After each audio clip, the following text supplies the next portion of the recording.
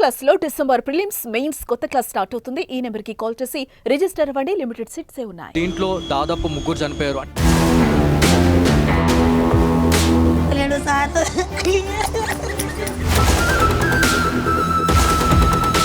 ఒకటే రోజు పోయింది, తెల్లారి అయితే 30,000 40,000 పోయినా సరే ఇంటికి వచ్చేసింది. ఆ మృదు స్వభావ గుణమే ఆయనను నిన్న జరిగిన పరిణామం కారణం అయి ఉంటుందని నేను భావిస్తున్నా.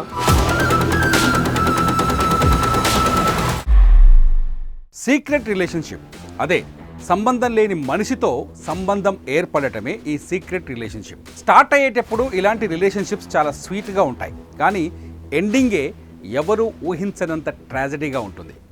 ఇప్పుడు ఈ మాట ఎందుకు చెబుతున్నాను అంటే, కామారెడ్డి జిల్లాలో సంచలనం సృష్టించిన sub inspector Sai Kumar, constable Shruti మధ్యలో కంప్యూటర్ ఆపరేటర్ నిఖిల్ మధ్య ఉన్నది కూడా ఈ సీక్రెట్ రిలేషన్షిప్ అనే చర్చ జరుగుతోంది.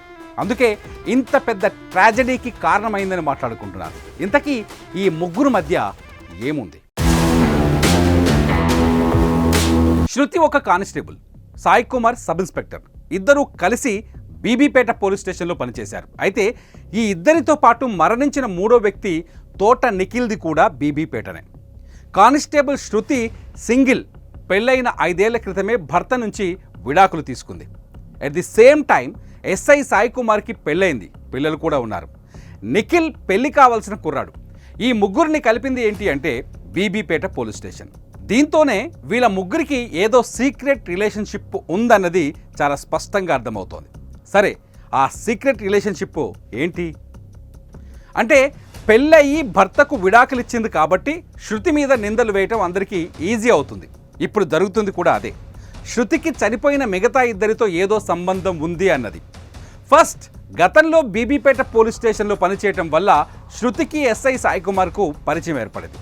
ఆ పరిచయం ఇద్దరి మధ్య వివాహేతర సంబంధంగా మారిందని కొందరు చెప్తున్నారు, కానీ పోలీసులు మాత్రం నిర్ధారించడం లేదు. At the same time SI Sai కుమార్కు బిక్కనూరుకు ట్రాన్స్ఫర్ అయ్యాక శృతితో కంప్యూటర్ ఆపరేటర్ నిఖిల్తో సంబంధం ఏర్పడిందని మరికొందరు మాట్లాడుకుంటున్నారు. కానీ ఇది ఎంతవరకు వాస్తవమో ఎవరికీ తెలియదు. కానీ శృతి సింగిల్ కాబట్టి ఆమె చుట్టూ కథలల్లేస్తున్నారు. ఇది మాత్రం వాస్తవం. నిజానికి వీళ్ళ మధ్య వివాహేతర సంబంధమే ఉందా? పోలీసులు కూడా ఇదే కోణంలో విచారణ చేస్తున్నారు. అవును, చేయడానికి అవకాశం ఉంది. ఎందుకంటే ముగ్గురు కలిసి చనిపోయిన తీరు అలాంటి అనుమానాలకే దారితీస్తుంది. కానీ ఇందులో వాస్తవం ఎంత ఎవరు చెప్పలేని పరిస్థితి.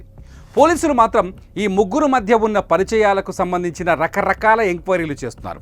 వాళ్ళ ఫోన్ కాల్స్ లిస్ట్ తీస్తున్నారు, వాళ్ళ వాట్సాప్ చాట్స్ని రీట్రైవ్ చేస్తున్నారు, వాళ్ళు మాట్లాడుకున్న మాటల్ని కనిపెట్టే ప్రయత్నం చేస్తున్నారు. ఎంత వీలుంటే అంత టెక్నికల్ ఎవిడెన్స్ని బయటకు లాగుతున్నారు. అది లాగితే కానీ శృతి సబ్ ఇన్స్పెక్టర్కి ఉన్నది వివాహేతర సంబంధమా, శృతికి నిఖిల్కి మధ్య ఉన్నది ప్రేమ బంధమా అన్నది క్లారిటీ వస్తుంది. సరే, ఈ ముగ్గురు కలిసే ఎందుకు చనిపోయారు? ఎస్, మిస్టరీ అంతా ఇదే. ముగ్గురు కలిసి ఎందుకు చనిపోయి ఉంటారు?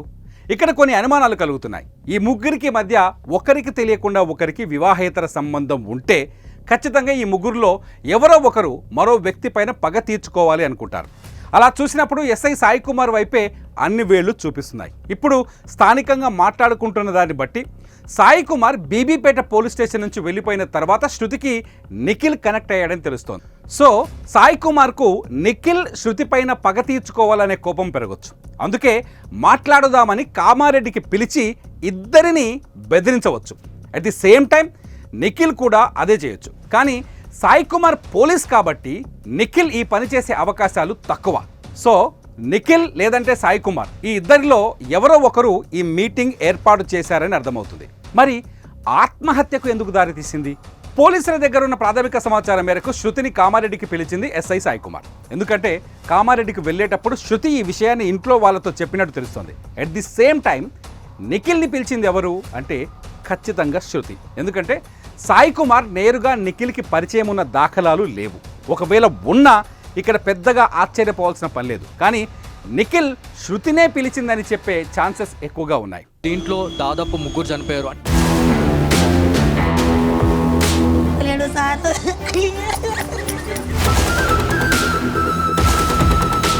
ఒకటే రోజు పోయింది, తెల్లారి అయితే 30,000 40,000 పోయినా సరే ఇంటికి వచ్చేసింది.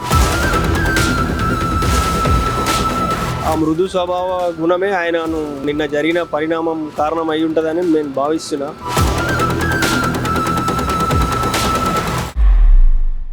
కానీ నిఖిల్ని శృతినే పిలిచిందని చెప్పే ఛాన్సెస్ ఎక్కువగా ఉన్నాయి. సో వివాహేతర సంబంధమే కారణమైతే ముగ్గురు ఘర్షణ పడతారు, కానీ ముగ్గురు కలిసి చనిపోవాలని ఎందుకు అనుకుంటారు? అదే ఇక్కడ అంతు చిక్కని ప్రశ్నగా మారుతోంది. ఎలా ఆలోచించినా ముగ్గురు కలిసి చనిపోవాలనే నిర్ణయం తీసుకోవడానికి కారణం ఇంకేదో అయి ఉంటుందని తెలుస్తుంది. ఇంతకీ ఏంటది?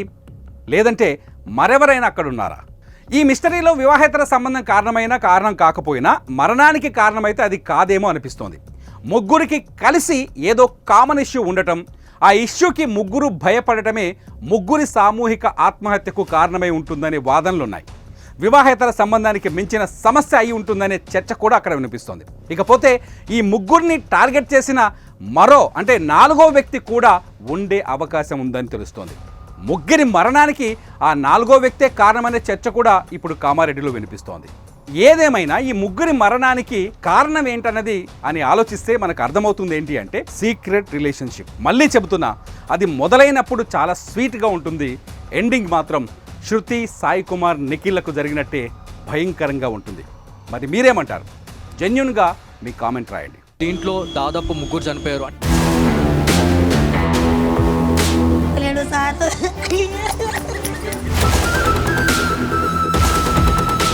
ఒకటే రోజు పోయింది, తెల్లారి అయితే 30,000 40,000 పోయినా సరే ఇంటికి వచ్చేసింది. ఆ మృదు స్వభావ గుణమే ఆయనను నిన్న జరిగిన పరిణామం కారణం అయి ఉంటుందని నేను భావిస్తున్నా.